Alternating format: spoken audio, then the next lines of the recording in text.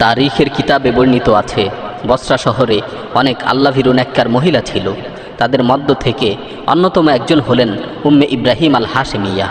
তার সময়ে শত্রুরা মুসলিম ভূমিতে আক্রমণ করে বসল এবং মুসলমানদেরকে হত্যা করার জন্য সামনে অগ্রসর হতে লাগলো। তখন বসরার অলিতে গলিতে হাইয়া আলাল জিহাদ, হাইয়া আলাল জিহাদ বলে মানুষদেরকে জিহাদের প্রতি উদ্বুদ্ধ করা হচ্ছিল। উদ্বুদ্ধকারীদের মধ্য হতে অন্যতম একজন ছিলেন সেই সময়কার বিশিষ্ট আলেম আব্দুল ওয়াহেদ জায়েদ আল বসরি রহিমাহুল্লাহ। তিনি বসরার অলিতে গলিতে ঘুরে ঘুরে ভাষণ দিচ্ছিলেন আর মানুষদেরকে জিহাদের প্রতি উদ্বুদ্ধ করছিলেন। একদিন কোনো এক মজলিসে তিনি মানুষদেরকে জিহাদের প্রতি উদ্বুদ্ধ করার জন্য ভাষণ দিতে লাগলেন। আর সেই বরকতময় মজলিসে বিশিষ্ট নেককার মহিলা উম্মে ইব্রাহিমও উপস্থিত ছিলেন। আব্দুল ওয়াহেদ জিহাদ ও শাহাদাতের ফজিলত বর্ণনা করতে করতে জান্নাতের হুরদের আলোচনা শুরু করলেন। তিনি একের পর এক জান্নাতের হুরদের গুণাগুণ বর্ণনা করতে লাগলেন, তাদের সৌন্দর্যতার বিবরণ দিতে লাগলেন। সকল শ্রোতারা মুগ্ধ হয়ে তার কথা শুনছিল এবং তারা সকলে একে অপরের দিকে তাকাচ্ছিল। মজলিসের মাঝখান থেকে উম্মে ইব্রাহিম দাঁড়িয়ে গেলেন এবং সোজা হেঁটে আব্দুল ওয়াহিদের সামনে গিয়ে দাঁড়ালেন। তিনি আব্দুল ওয়াহিদকে সম্বোধন করে বললেন, হে আবু উবায়েদ, হে আবু উবায়েদ, আপনি তো আমার ছেলে ইব্রাহিমকে ভালো করেই চিনেন। বসরার অনেক সম্ভ্রান্ত পরিবারের লোকেরা আমার ছেলের সাথে তাদের মেয়েকে বিবাহ দিতে চেয়েছিল, কিন্তু আমি তাদের কারো ব্যাপারেই সন্তুষ্ট নই এবং আমি মনে করি তাদের কেউই ইব্রাহিমের জন্য উপযুক্ত নয়। কিন্তু আপনি এইমাত্র যেই মেয়েটির কথা বললেন, আপনি এইমাত্র যে মেয়েটির বর্ণনা দিলেন, তাকে আমার খুব পছন্দ হয়েছে। আমি এই মেয়েটির সাথে ইব্রাহিমকে বিবাহ বন্ধনে আবদ্ধ করাতে পারলে খুব খুশি হব। আমি এই জান্নাতি মেয়েটিকে আমার ছেলের বউ বানাতে চাই। আপনি কি ইব্রাহিমের সাথে জান্নাতি এই রমণীকে বিবাহ বন্ধনে আবদ্ধ করিয়ে দিতে পারবেন? হে আবু উবায়েদ, আমার ঘরে 10,000 দিনার আছে, সেটাকে বিবাহের মোহরানা হিসেবে নিয়ে নিন এবং ইব্রাহিমকেও আপনাদের সাথে জিহাদে নিয়ে নিন, যেন আল্লাহ তাআলা তাকে শাহাদাতের সৌভাগ্য নসিব করেন এবং সে যেন আমার জন্য ও তার বাবার জন্য কিয়ামতের দিন আল্লাহ তাআলার কাছে সুপারিশ করতে পারে। আব্দুল ওয়াহিদ একথা শুনে বললেন, আপনি যদি এই কাজটা করেন তাহলে এটা আপনার জন্য, আপনার সন্তানের জন্য ও তার বাবার জন্য মহা সাফল্য হবে। আল্লাহর কসম, এটা মহা সাফল্য। উম্মে ইব্রাহিম সবার মধ্য থেকে তার ছেলেকে ডাকলেন। ইব্রাহিম বলল, মা, আমি উপস্থিত। তিনি তাকে জিজ্ঞাসা করলেন, হে আমার আদরের সন্তান, তুমি কি জিহাদের ময়দানে নিজের জীবনকে উৎসর্গ করে দেওয়ার শর্তে এই মেয়েটিকে বিবাহ করতে রাজি আছো? সে বলল, আল্লাহর কসম, আমি সন্তুষ্ট। উম্মে ইব্রাহিম আল্লাহর দিকে ফিরলেন এবং বললেন, হে আল্লাহ, তুমি সাক্ষী থাকো, হে আল্লাহ, তুমি সাক্ষী থাকো, আমি আমার ছেলেকে এই মেয়েটির সাথে বিবাহ দিচ্ছি এই শর্তে যে সে নিজেকে জিহাদে কোরবানি করবে, সে নিজের জীবনকে জিহাদের ময়দানে উৎসর্গ করবে এবং কখনোই পৃষ্ঠ প্রদর্শন করবে না এবং কখনোই যুদ্ধের ময়দান থেকে পালায়ন করবে না। সুতরাং তাকে কবুল করে নাও ইয়া রাব্বাল আলামিন। এই দোয়া করার পর তিনি দ্রুত বাড়িতে গেলেন এবং বাড়ি থেকে 10,000 দিনার নিয়ে আসলেন।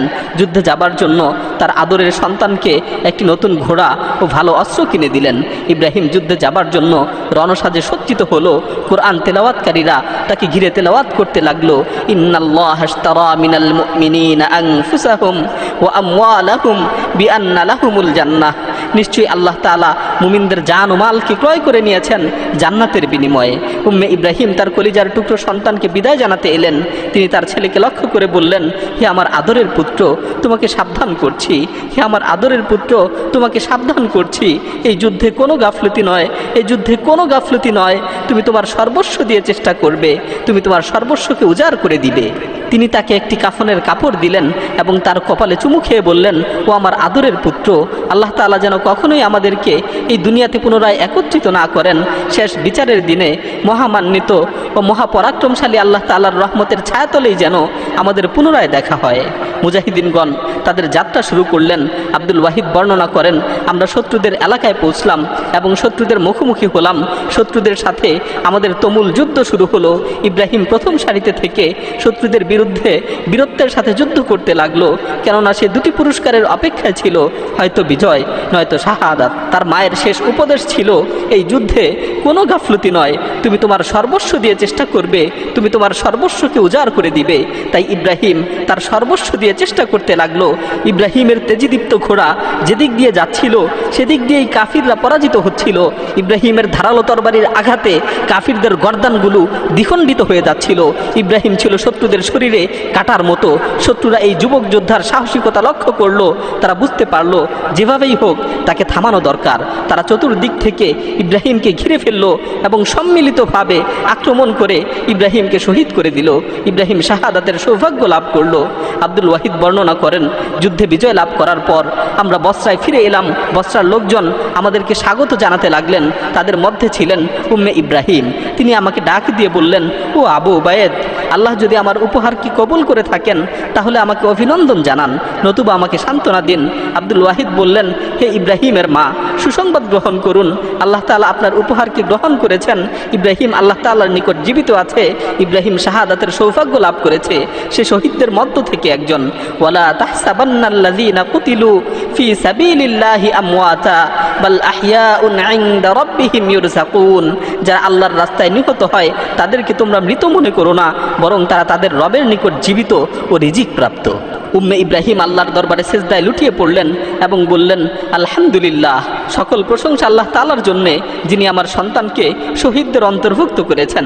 পরের দিন সকালে তিনি মসজিদে দৌড়ে গেলেন এবং বললেন, হে আবু উবায়েদ, বুশরা বুশরা, সুসংবাদ গ্রহণ করুন, সুসংবাদ গ্রহণ করুন। আমি গত রাতে আমার ছেলেকে স্বপ্নে দেখেছি। সে সবুজ মিনার সমৃদ্ধ খুব সুন্দর একটি বাগানে ছিল। সাদা মুক্তার তৈরি একটি বিছানায় শুয়েছিল।